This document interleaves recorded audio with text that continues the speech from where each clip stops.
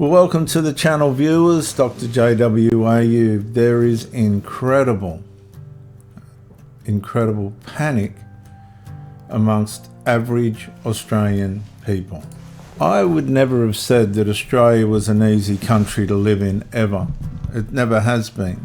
You've had to work your way to get where you got to get and to create what you have.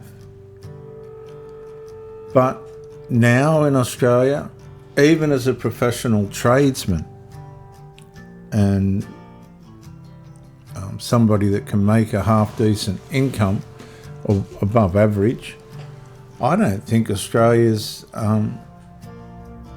capable. I don't think it's capable of getting anywhere in Australia unless you're some kind of elite, financially blessed person.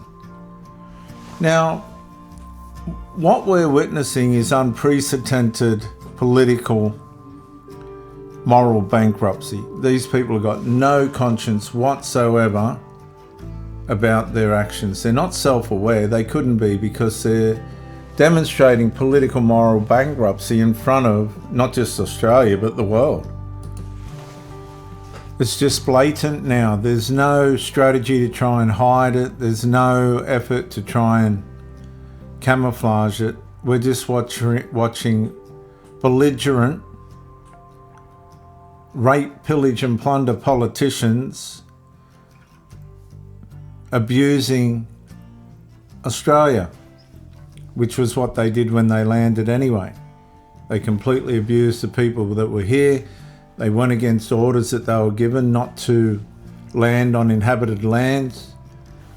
And now they've gone one step further. Not only have they imported themselves, they're mass importing foreigners from countries that we know have religions that will not integrate with this nation, this Christian nation, which wouldn't be here without Christianity.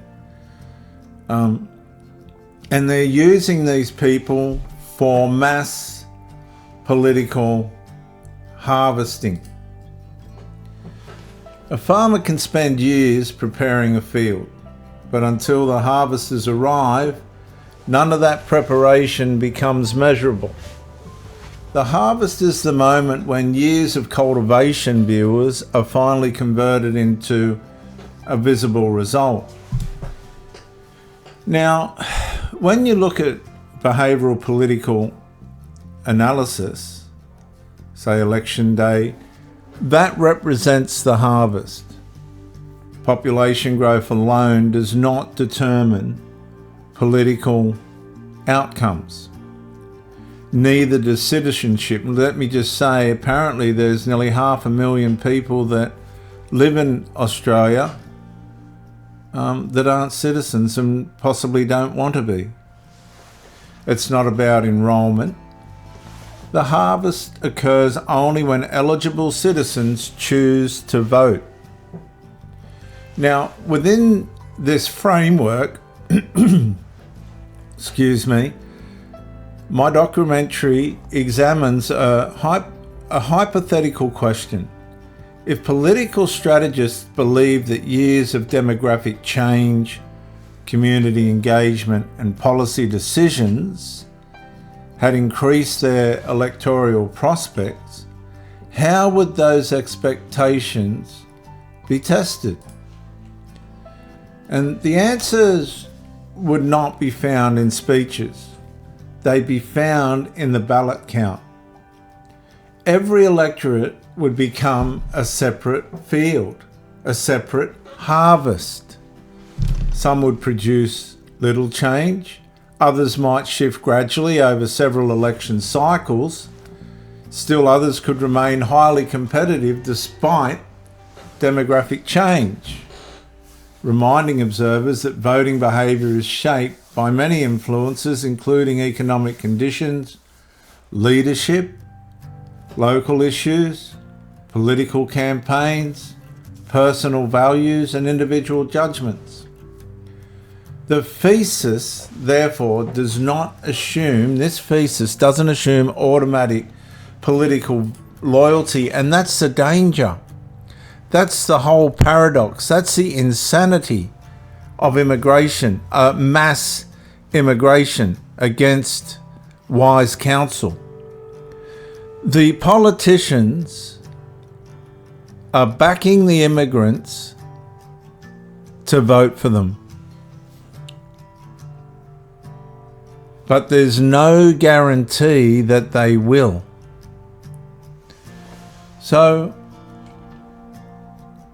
whether repeated electoral advantages are explored, if they emerged over time, could encourage political actors to view long-term demographic strategy as one factor worth preserving. Mass migration has been exposed across the world. And it's mass migration without viewers, any rationale whatsoever. And this is a problem, because the people that are going to pay for it are our children.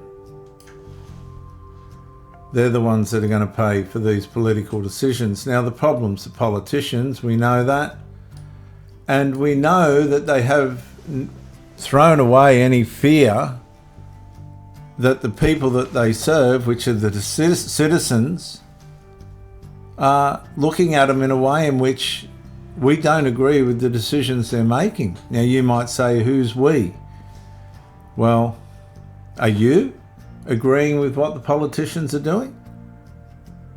The harvest itself is the feedback. Now, I'm going to ask you, do you think mass migration is working in favour of the Labor government? Put it in the comments. Success would encourage repetition. Repetition of what?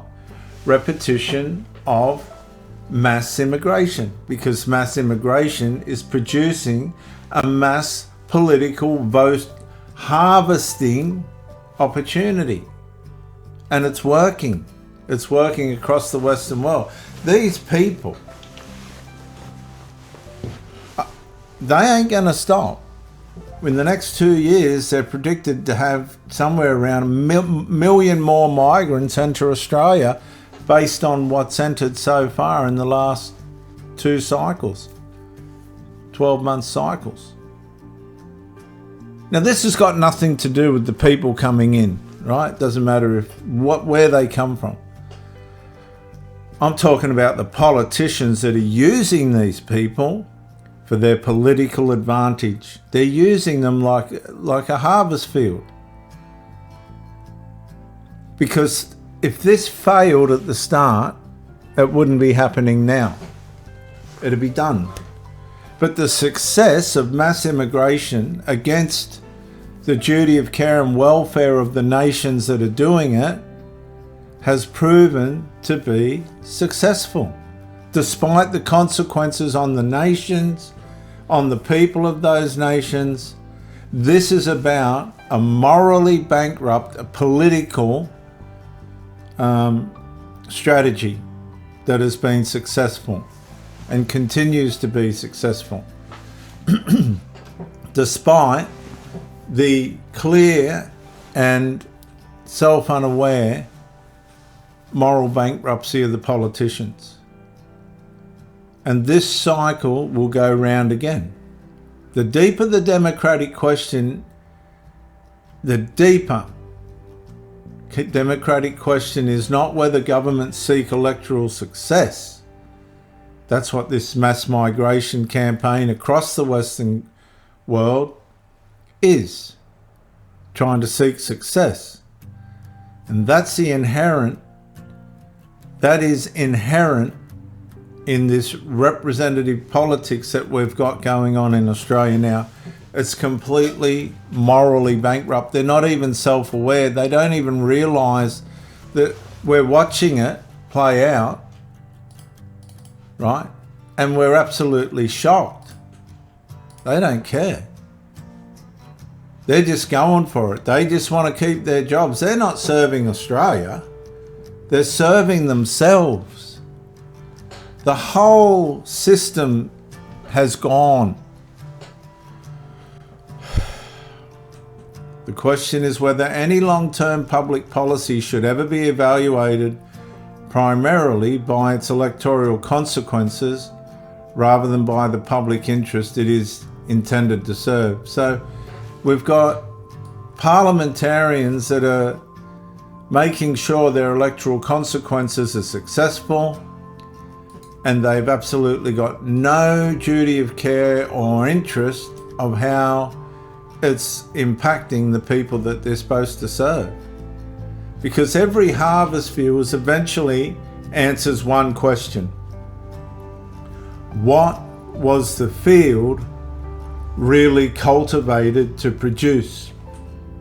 Now let's answer it. What is all this massive, insane mass migration, right? It's insanity, supposed to produce? What's it supposed to produce? It's not humanitarian because it's affecting the people that are in the country. They're coming into a country that's so expensive to live in, unless the government helps them in some way or other, or unless they're financially blessed, they're not going to make it. Many of them are going back to where they came from. They've pushed up the cost of living for the normal Australian. I was just saying, my first house was $34,000. The same house is worth $2 million. If you can make my wage definitely hasn't gone up that much since then. That's not rationale, is it? That's the moral bankruptcy of this government.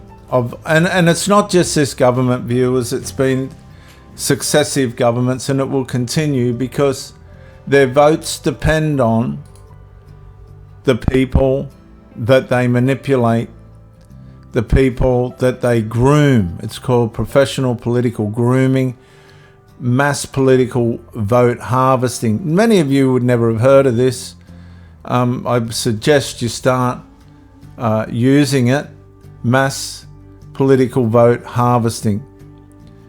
It's bringing down the nation of Australia, and it's undermined the Western world.